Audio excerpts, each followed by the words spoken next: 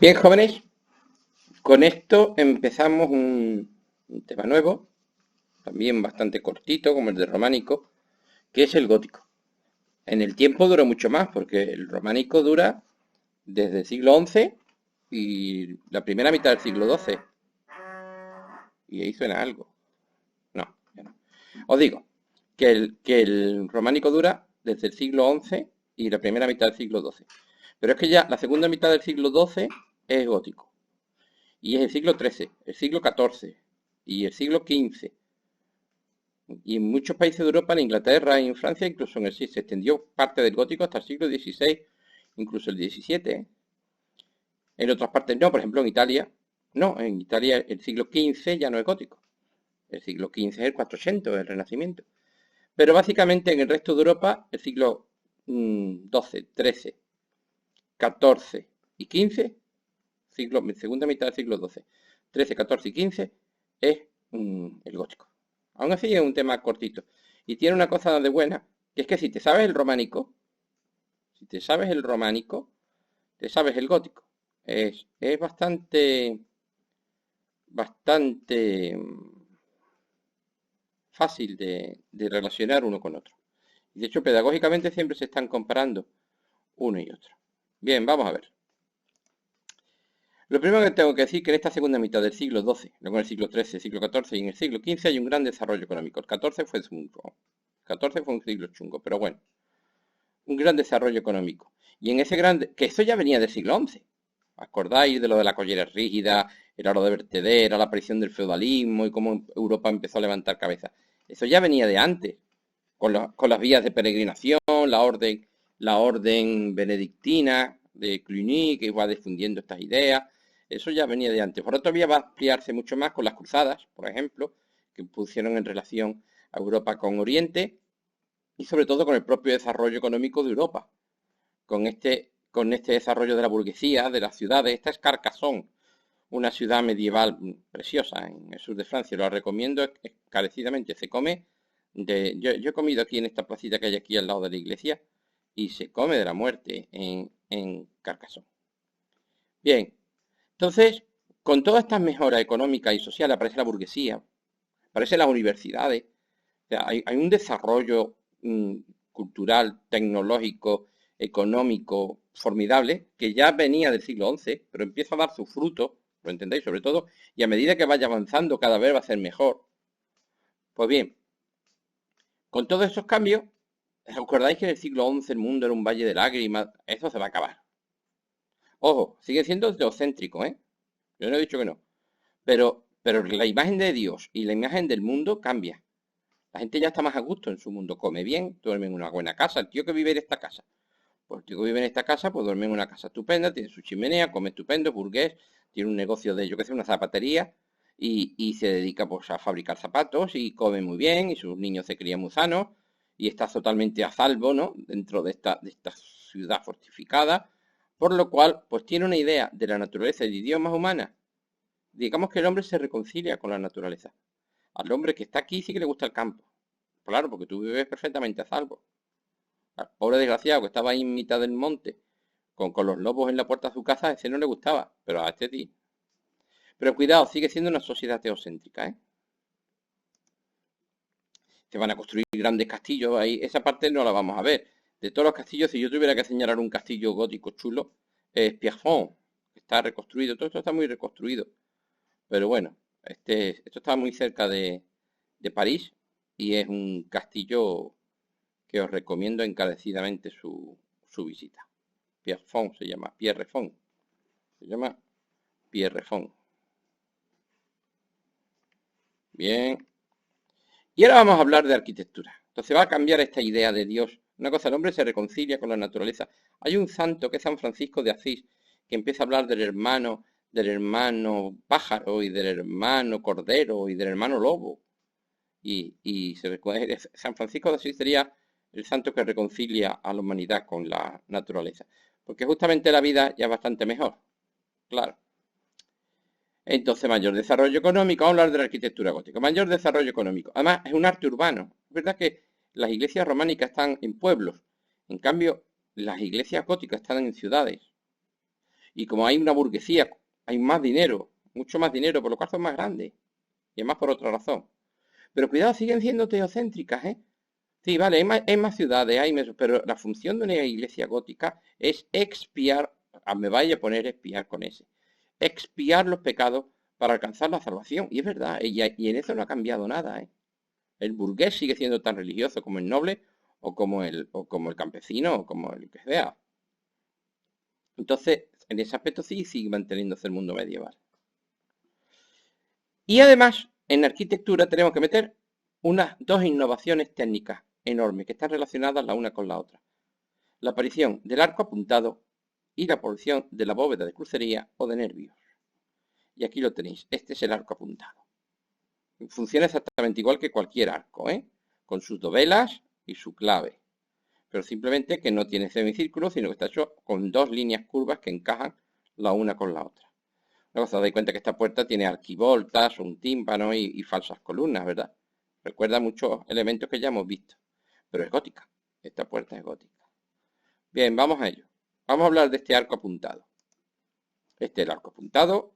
Es fácilmente reconocible. Cada vez que veáis arco apuntado, decir gótico. Aunque cuidado, a veces en el románico ya empiezan a aparecer los primeros arcos apuntados. Al parecer lo inventaron los armenios que huían del avance de los turcos y de los mongoles y toda esa gente. Bien, vamos a ello. Os voy a explicar la gran ventaja que supone el arco apuntado. Y lo vamos a comparar con el arco de medio punto de los romanos y del románico de toda la vida. Este es el arco que hemos tenido en Europa de toda la vida. Entonces, este es el arco de medio punto que, como veis, tiene media circunferencia. Y tiene una cosa muy curiosa, la relación que hay entre la luz, acordáis que la luz es la distancia entre dos soportes, y la altura.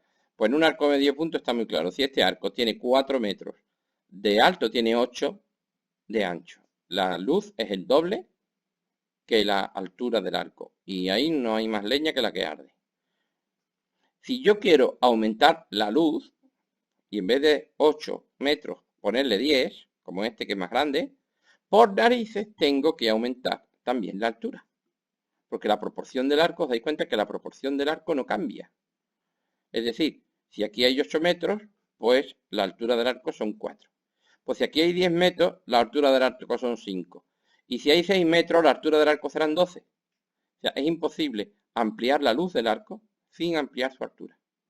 Porque es un semicírculo. Hasta ahí estamos todos de acuerdo. Esto era complicadísimo para hacer una bóveda con esto.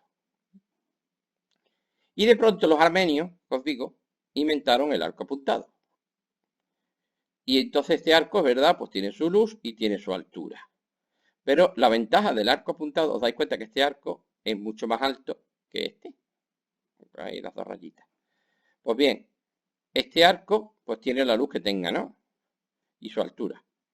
Pero mirad, veis que están todos igual. Este es mucho más estrecho. Esto es como un compás que se abre y se cierra.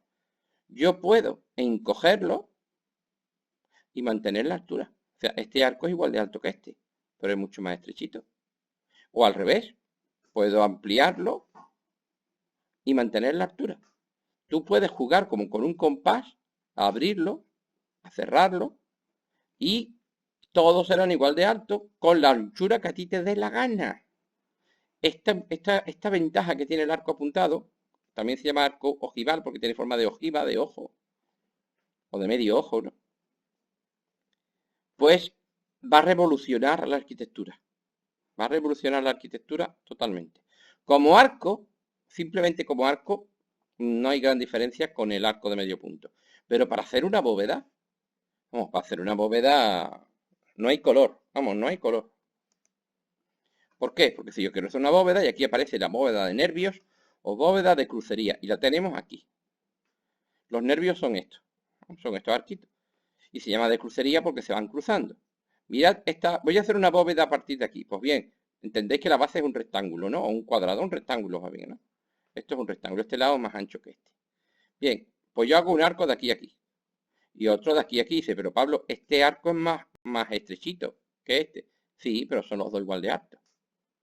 Y luego hago un arco que va de aquí a aquí, cruzándolo diagonalmente. Pablo, este arco es mucho más ancho. Sí, pero es igual de alto. ¿Veis? Son todos igual de altos. Y otro que viene por aquí. Entonces yo voy cruzando arcos, abriéndolos y cerrándolos a mi gusto y puedo crear esta estructura. Esta estructura se tiene en pie sola.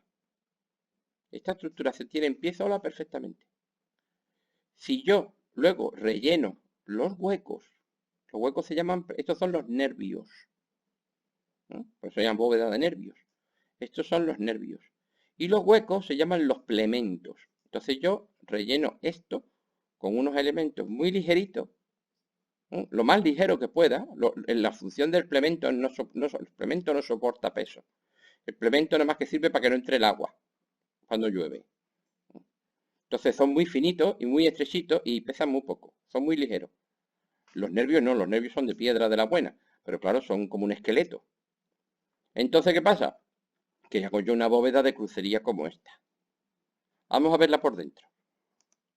Aquí la tenéis. Este es el nervio. Un nervio viene por aquí. Otro nervio viene por aquí. Otro arco viene por aquí. Otro arco viene por acá. Otro arco viene por acá. Distintos arcos se van cruzando. Como unos se abren más, otros se abren menos, no hay ningún problema. Y luego los huecos que quedan se cierran con estas pareditas de piedra. Y es verdad que son de piedra, pero es una piedra muy finita.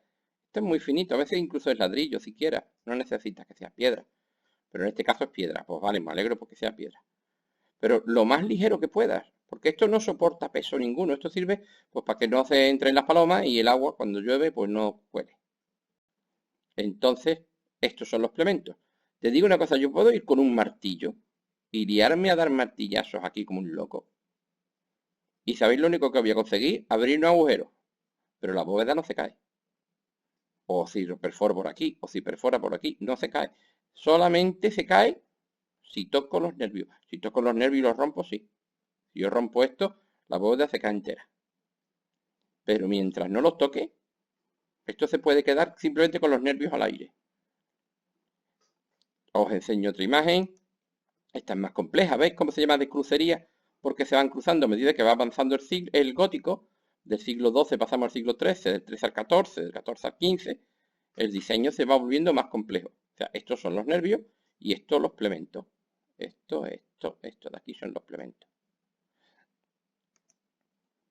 Las bóvedas van haciéndose más complejas. ¿Veis? Y aquí tenemos pues esta maravilla. Entonces tú te echas una nave entera de una catedral. ¿Veis que esto es una nave de una catedral? Tú te echas la nave entera de la catedral usando estos nervios. ¿Veis cómo hay montones de arcos? Hay un arco que viene de aquí y va para allá, otro que viene de aquí y va para allá. O sea, montones de arcos que se apoyan los unos en los otros, se van cruzando. Por eso se llama bóveda de crucería.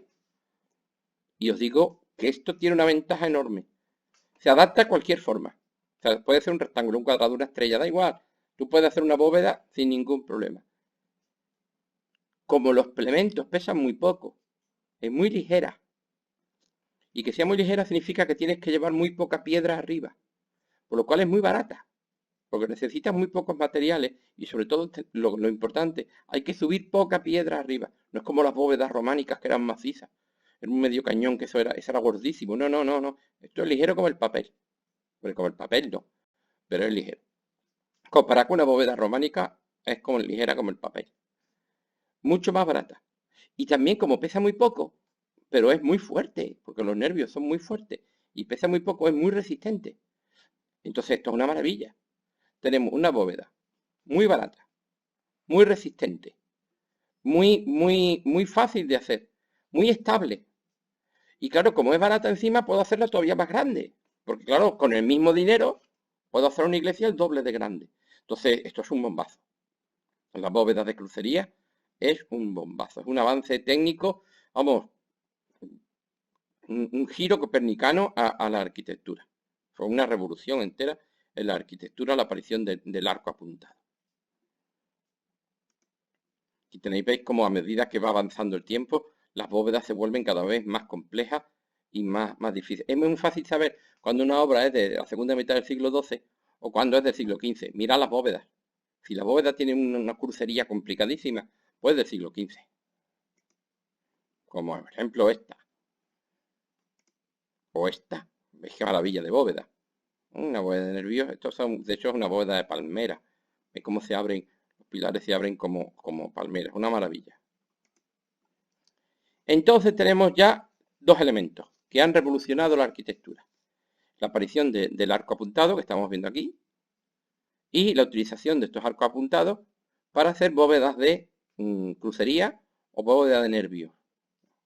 Se llama bóveda de ojiva porque es un arco ojival. Una cosa, encima de la bóveda siempre bueno cubierta de madera, para protegerla de la lluvia. Para que, es que es verdad que si la piedra no es buena para parar la lluvia. Para parar la lluvia mucho mejor la madera. Bien, y además aparece otro elemento más. Estas iglesias son muy altas.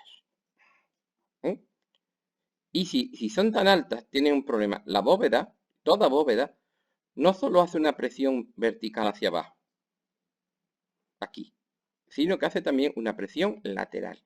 O sea, esta bóveda tiende a romper este muro y empujarlo hacia afuera y a abrirse.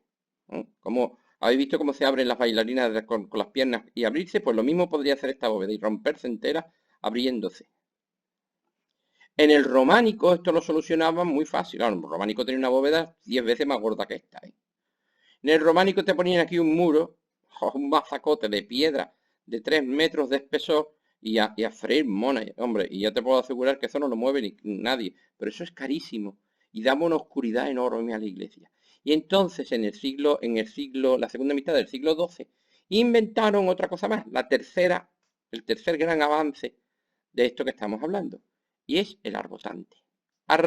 Arbotante. Ya podéis decir arbotante, el arbotante.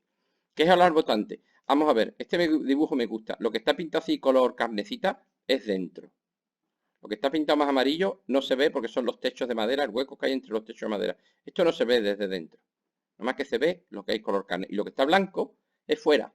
Aquí están las palomas se pueden aposar aquí perfectamente. Cuando llueve, si tú estás aquí arriba, te mojas. Si estás aquí abajo, no. Bien. Entonces, por fuera, pusieron un segmento de arco.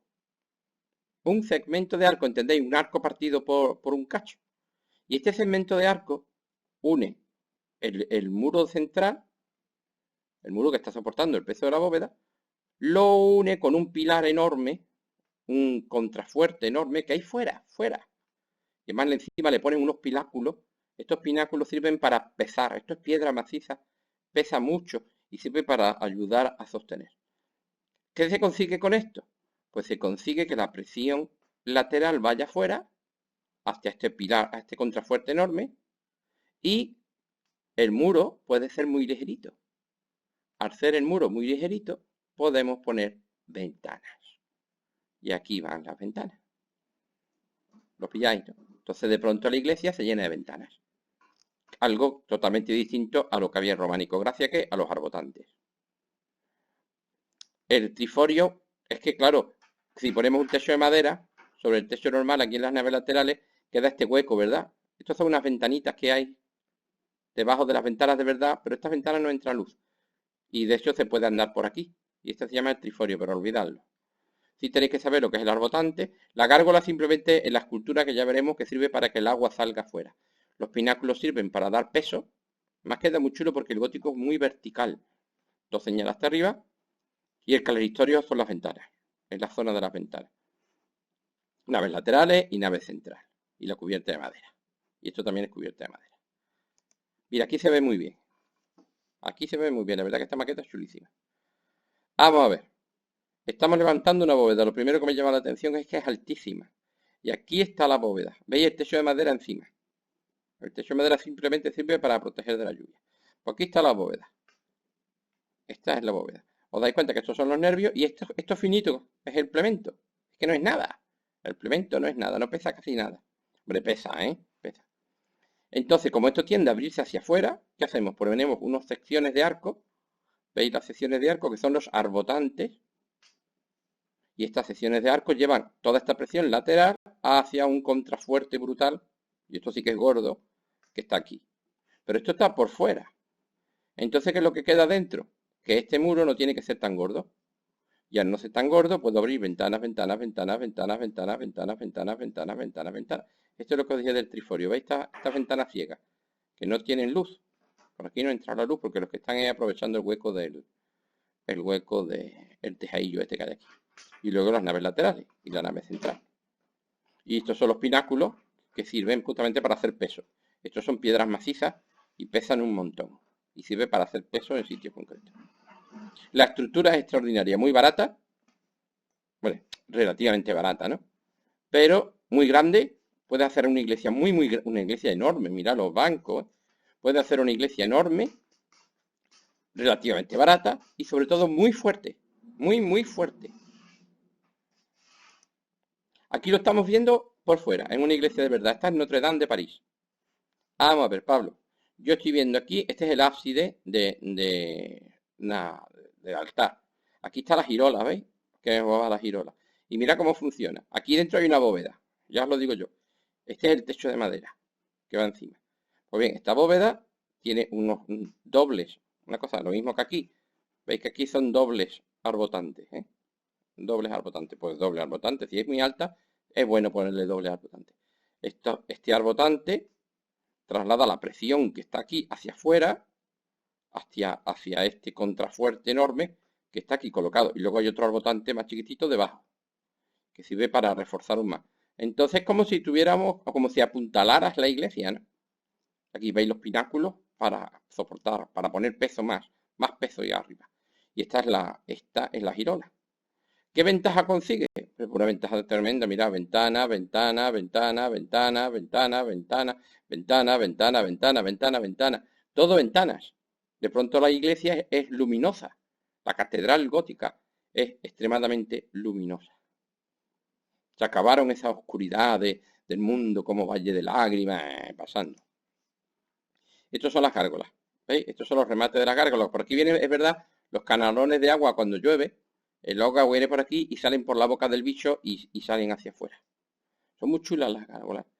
Que aquí los escultores hacían lo que les daba la gana, vamos. Normalmente son monstruos y cosas así. Aquí vemos Chartres, esta es la catedral de Chartres, ya veremos, en construcción. Entonces yo veo cómo están poniendo las cimbras, ¿veis las cimbras para hacer los nervios? Solo los nervios. Y luego no necesitas más, es que encima te gasta muy poco en cimbras. Mira que la cimbra es lo que menos se vende. Es nada. Y luego esto lo rellenas con los plementos y hopo, y a construir otro pilar aquí y vámonos. Y luego el techo de madera encima. El resultado es esto. El resultado es un templo luminosísimo lleno de ventanas por dentro. Claro, por dentro no se ven los arbotantes. Por dentro no se ven los arbotantes. Tú nomás que ves las ventanas con vidrieras. Estas son las vidrieras. Ventanas con cristales de colores. ¿Veis el triforio aquí? Este es el triforio. Y estos son el claristorio. Y esto es pues, una luminosidad y es precioso. Más todo el mundo que entra en una catedral gótica mira hacia arriba. Se te va la vista hacia arriba. Y aquí, claro, se ha perdido ese concepto que tenía el románico de la penitencia, que tenías que ir dando la vuelta. ¿Te acuerdas del espacio camino? Tenías que ir dando la vuelta por la oscuridad y bajar a la cripta, a tomar viento. Ese rollo románico se ha perdido. Una catedral gótica es un pedazo del cielo en la tierra. Tú cuando entras es como si entraras en el cielo. Y lo da la sensación de que no estás en la tierra, lo da la luz. Porque la luz, al pasar por las vidrieras, es una luz que no tiene nada que ver con la luz del sol. Es muy distinta porque es una luz como de colores. Y verdad te estás diciendo, tú no estás en este mundo, tú estás ya en el cielo. Evidentemente, si tú construyes este pedazo de iglesia, pues estás expiando tus pecados y diciendo, mira, Dios, qué iglesia te estoy construyendo, perdóname todas las cosas malas que yo he hecho. Estos son las vidrieras. Hay 1000 tipos de vidrieras, estas son ya muy tardías. Normalmente se sostienen con plomo. Son distintos cristales de colores que se sostienen con hilos de plomo. Hay algunas que son una obra maestra, tienen mucha decoración. Y claro, cuando la luz pasa por aquí, pues tiene este efecto, ¿no? La estructura de nervios que la sostienen se ve en negro y la luz pasa a raudales, pero de colores, luz de colores. El efecto es chulísimo. Una cosa, esta es la Sainte-Chapelle de París, este es el ejemplo máximo. Este es el ejemplo máximo. Más muy bonita porque conserva la pintura. ¿Veis la pintura? Chulísima. Entonces, ¿yo qué estoy viendo? Si tú tuvieras que colgar un cuadro en esta iglesia, ¿dónde lo cuelgas? ¿Veis que no hay muro? Es ventana, ventana, ventana, ventana, ventana, ventana, ventana, ventana. Es ventana pilar, ventana pilar, ventana pilar, ventana pilar, ventana pilar, ventana pilar, ventana pilar, ventana pilar. No hay pared. La pared desaparece, pierde su función sustentante. ¿Por qué? Hombre, en este caso no hay arbotantes porque es una iglesia muy pequeña. Y hay es verdad que en este caso sí hay unos contrafuertes por fuera. Pero es que es una iglesia chiquitita. Pero esto podría hacerse mucho más grande con unos arbotantes. Entonces tú te entras aquí y dices, yo estoy en el cielo. Yo estoy directamente en el cielo porque soy muy bueno. Y se me van a perdonar mis pecados. Os digo que la imagen de Dios ha cambiado totalmente.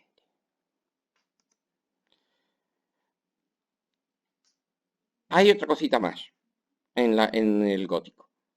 La forma de la iglesia. Por ejemplo, vamos siempre a trabajar ahora mismo. ¿Acordáis de Conques en Francia? Pero vamos a trabajar con Chartres. Chartres, que es una de mis iglesias favoritas. Es enorme, es una de las iglesias más grandes del mundo, iniciada a finales del siglo XII.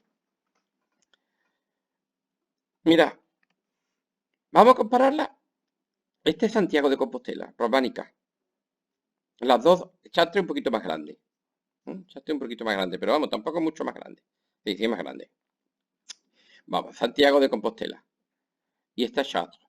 ¿Qué diferencia? Mira, Santiago de Compostela se ve clarísima la forma de cuerpo humano. Los brazos, que era el transepto, ¿no? La cabecera, los pies, la nave. O sea, la forma de cruz y la forma de cuerpo humano están muy marcadas. En la iglesia gótica es verdad que todavía se ve la cruz. Es verdad que todavía hay brazos, ¿verdad? Y cabecera. Pero lo primero que me llama la atención es que los brazos van perdiendo importancia hasta desaparecer. Hasta terminar desapareciendo. La cabecera, por el contrario, se desarrolla. Y se pone enorme. Y se pone enorme. Entonces, las iglesias góticas son con unas cabeceras tremendas y tienden al rectángulo o a un rectángulo con una parte curva, ¿no? Pierden esa forma de cuerpo humano y cruz en favor de una forma más rectangular. Los brazos cada vez más pequeños hasta desaparecer en planta, Además sabemos perfectamente que esta es románica y esta es gótica, porque esta es la forma de representar una nave de medio cañón con arcos fajones y en las esquinas bóvedas de aristas, ¿verdad? Y estos sí podrían confundirse, pero con estas aspas no está hablando de los nervios, estos son bóvedas de nervios. Fijaros cómo la bóveda de nervios permite hacer la forma que tú quieras, ¿eh?